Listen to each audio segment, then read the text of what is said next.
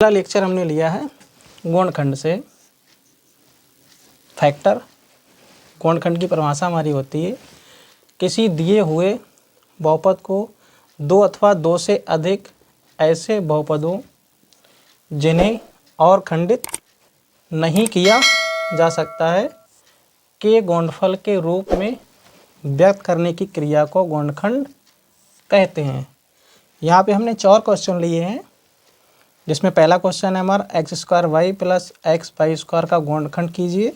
दूसरा क्वेश्चन है ए की पावर 5 बी ए बी की पावर 5 यानी कि ए की घात 5 बी माइनस ए बी की घात 5 का गुणनखंड कीजिए। तीसरा क्वेश्चन है हमारा एक्स की घात 8 माइनस वाई की घात 8 का गुणनखंड कीजिए। चौथा क्वेश्चन है हमारा x square minus 7x plus 12 का गुणनखंड कीजिए। तो हम पहला क्वेश्चन करते के दिखाते हैं आपको।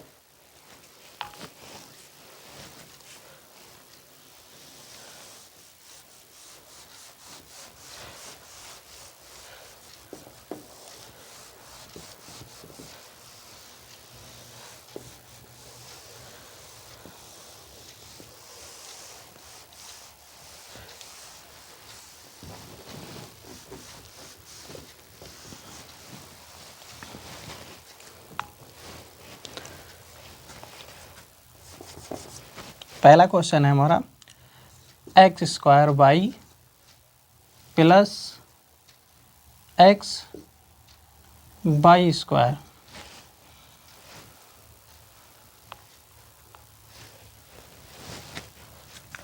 तो इन दोनों में हम देखते हैं, यहाँ पे हमारा x कॉमन है, y भी कॉमन है। अगर हम एक्स स्क्वायर कॉमन लेते हैं तो यहाँ पे हमारा एक्स स्क्वायर नहीं है, तो दोनों में हमारा कॉमन है एक्स वाई। तो यहाँ पे हम एक्स वाई कॉमन ले लेंगे। तो हम एक्स वाई कॉमन ले लेंगे तो एक्स स्क्वायर था, यहाँ पे हमारा एक्स बचेगा, वाई हमने पहले ले लिया तो यहाँ पे हमारा प्लस बचेगा। फिर यहाँ पे एक्स वाई हमने कॉमन ले लिया तो हमारा यहाँ वाई बचेगा। यही हमारा आंसर है। ये छोटा क्वेश्चन लिया है हमने। दूसरा क्वेश्चन हम करते हैं।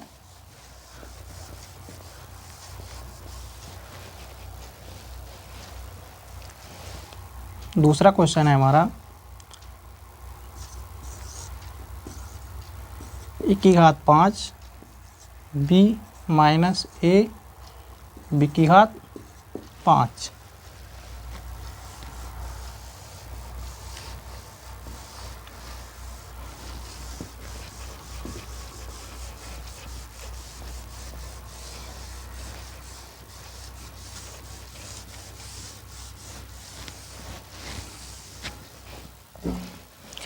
तो इन दोनों में हमारा ए बी कॉमन है, क्योंकि ए बी दोनों में है। तो हम ए बी कॉमन लेंगे तो हमारा यहाँ पे बचेगा, क्योंकि ए की घात 1 कॉमन लिया हमने और बी पहले से ले लिया, तो हमारा यहाँ पे बचेगा ए की घात 4। यहाँ हमने ए पहली बाहर ले लिया, बी को भी ले लिया, तो बी की घात बचेगी हमारी 4। तो अब इसे हल करने के लिए ए की घात 4 माइनस बी की घात 4 को हल करने के लिए हमारा सूत्र होता है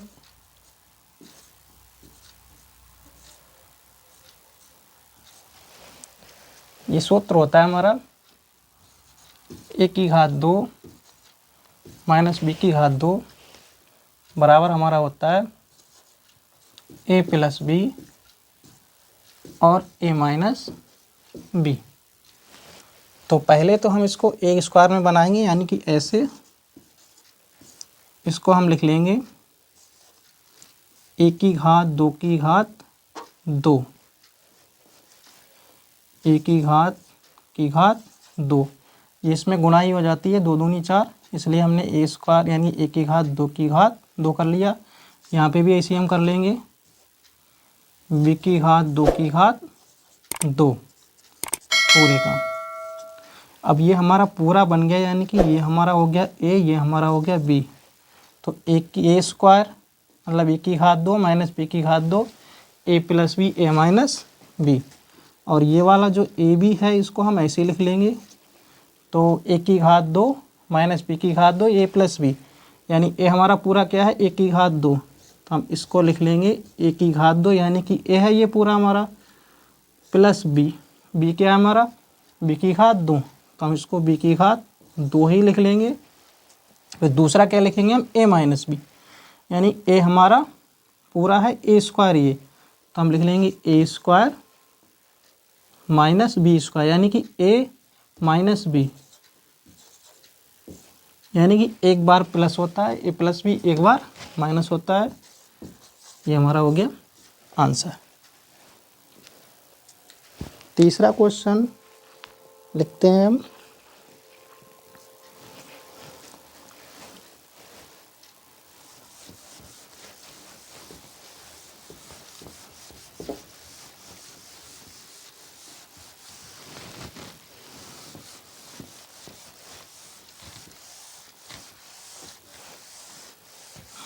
ये वीडियो आप आगे पीछे करके देख लेना, समझ में आ जाएगा, और अगर समझ में ना आए तो कमेंट करके बताइएगा।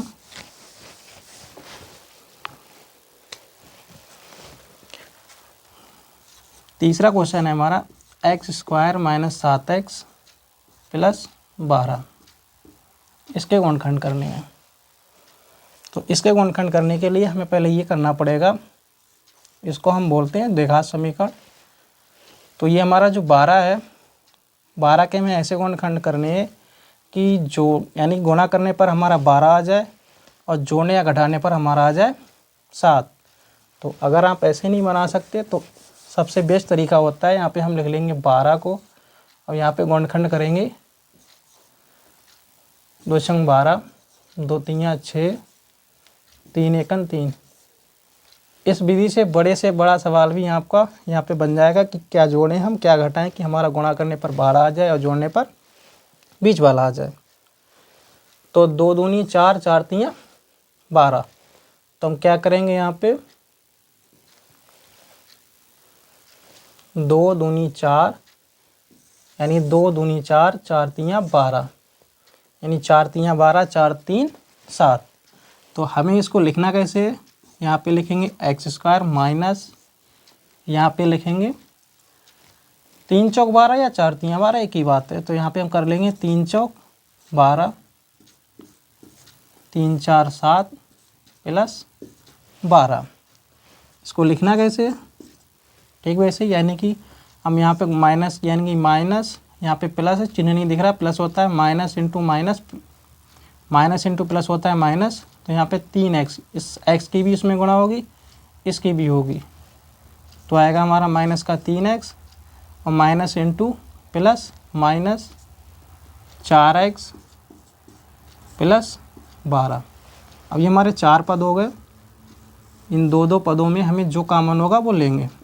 तो यहाँ पे साफ दिख रहा है दोनों में x है, x कॉमन लिया हमने, यहाँ पे हमारा बचा x, यहाँ पे हमारा 3, यहाँ पे हमारा कॉमन है 4 एकन 4, 4 तियाँ 12, यहाँ पे x बचेगा 4 तियाँ 12। ये माइनस हो जाएगा क्योंकि यहाँ माइनस हो गया, जब हम गुणा करेंगे तो हमारा यही वाला आ जाएगा। और जब भी हम गुणनखंड करते हैं तो ये वाली ब्रैकेट और ये वाली ब्रैकेट सेम आनी चाहिए। अगर ये वाली ब्रैकेट सेम नहीं आ रही है तो यानी कि हम गुणनखंड गलत कर रहे हैं। तो अब क्या है हमारा x माइनस 3 कॉमन है, तो जब x माइनस 3 हमारा कॉमन है तो ये चीज़ यहाँ से भी हट जाएगी, यहाँ से भी हट जाएगी, तो यहाँ से भी हट जाएगी, हमारा क्या बचेगा x माइनस 4। यही हमारा आंसर है।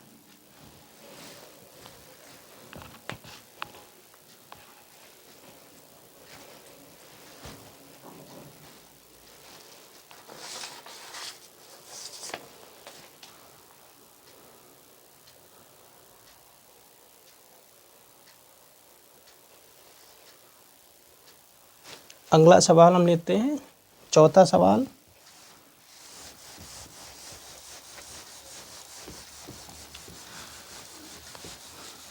जैसा कि मैंने पहले बता दिया कि आप वीडियो आगे पीछे करके देख लोगे।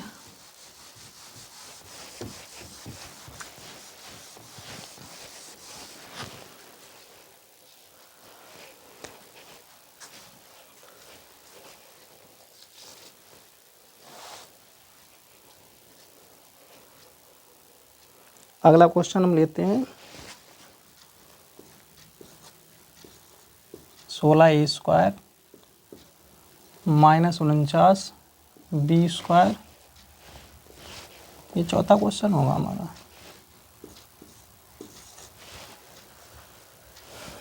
तो 16a² माइनस 49b², जैसे कि हमने अभी यहाँ पे एक सवाल बताया था, इससे पीछे वाला अभी जस्ट। तो यहाँ पे हमारा एक सूत्र होता है a² माइनस b², जैसे कि अभी बताया था, एक बार प्लस यानी कि a प्लस बी, और दूसरा होता है हमारा a माइनस बी। तो a की घात 2 माइनस b की घात 2 बराबर a plus b, a minus b. तो ये आपको लग रहा है कि ये 16 हमारा होता है 4 की घात 2, 49 होता है 7 की घात 2। तो पहले तो हमें इस सवाल में बनाना है, ये देखते ही हमें पता चल जाएगा अगर ये वाला हमें सूत्र याद होगा।